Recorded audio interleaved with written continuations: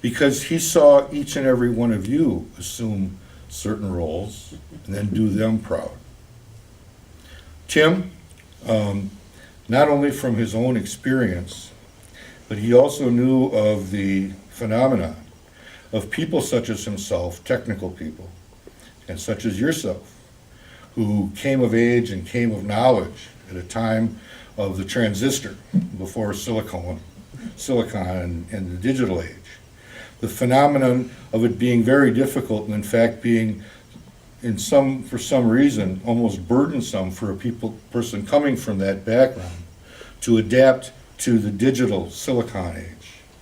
And so your facility in doing that was something that never ceased to amaze him. And it couldn't have made him more proud of you. And if you think, because you never told him of the jobs that you turned down so that you could be around here and stay around, if you think that this man who had that acute imagination didn't realize, and especially in the early days of computers, etc., that Silicon Valley in California was the place that would have very much welcomed you, you're making a big mistake. He always knew that. Lynn, this was a man who knew the value of knowledge. He knew the value of learning.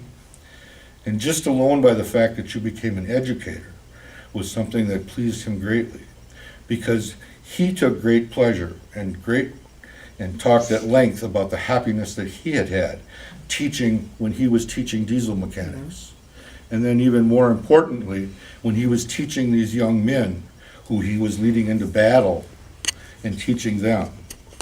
And I think one other thing should be said about that in terms of this man's obvious, I don't know how to describe it, other than hyper-competence as a soldier. Because if we apply Joe's own kind of imagination to that, just think of the inability to count the number of young lives his competence must have saved of the men that he saved. Not only that, of course, but we know that in two separate occasions he underwent acts of heroism that earned him 2 Bronze Stars for saving people in 2 specific discrete instances. So he understood the idea very deeply of education. He talked about when he would have new men come in under him, how much he would stress to them. And again, just think of the men he kept alive because of that, and his own undoubted competence in doing that. So that alone, I think, made him inordinately proud of you. And then there was also, of course, the idea of your art and your music. And I think to fully appreciate the impact that that had on Joe, we have to consider Joe's attitude and his conception of women. And as I think I mentioned to you before, you're chuckling because I think you see that as, well, it may have been what we might think of as sexist now. He didn't see women as assuming some roles. But the funny thing is that he had a very, I think, old world, Middle European kind of idea of womanhood that was very genteel, very courtly. And for a woman to then get involved in and show such facility at art and music as you did was, I think, to him, the absolute acme of kind of the feminine ideal.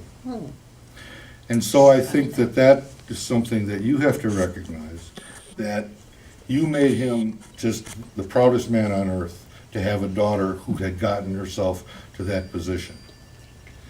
And Pat, that also I think has a consequence in terms of how proud you made him. Because here was this man who had this courtly kind of view of women.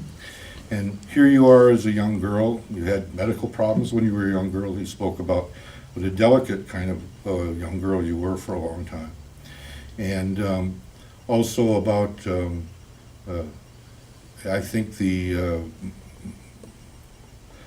how very much you embodied the idea of girlishness to him when you were young. Well, and you've obviously retained the hyper-femininity from then till now. And so it was a matter, consider from his viewpoint again, it was a matter, I think, of constant gobsmacking entertainment to him to consider this delicate flower of his, to very early on start demonstrating the kind of intellectual armament that you had. And this was something that I think that he never got over in terms of the utter surprise of it, to see this delicate first child of his to come out and start being able to hold her own, not only with him intellectually, but with any man that he had ever met. And so he fully appreciated the irony of his own view of the place of women, given that he had Pat to distress that particular conception. No man could have loved his children more than Joe loved you. No man could be more proud of his children than he was of you. You should know that. You gave him that, and it was a matter of sublime contentment to him at the end of his life. There's also something to be said also, you gave him something more, of course, and you gave him grandchildren. And you gave him grandchildren who are, except for the youngest, I think, who are all finding their own roles, aren't they, that they're living. And they're all doing those roles proud. And so, speaking both to you and the grandchildren who are here, as well as the grandchildren who are not here, you should know how proud Joe was of all of you. He spoke of his grandchildren very often, very frequently. And you should all know that. Lastly, for those of us who are not Joe's immediate family, but just counted themselves, as I did, as a friend of Joe, I think all of this has a consequence for us too. And that is to have such a man, to regard us as his friend. I know that that meant an awful lot to me. And I think it should mean an awful lot to you. Speaking for my part, I think his passing will have left somewhat of a hole in the world for me. But it was a privilege to know him while he was around. Thank you. Thank you, John.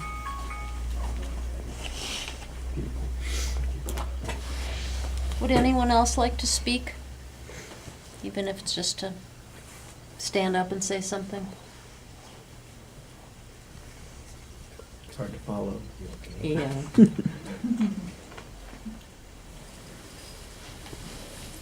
Well, thank you all for coming then. It's so great. Please stay as long as you like. We have another half hour here and you can stay and visit. Hi. Thank you. It's great. Hi, Bill. It's good to see you.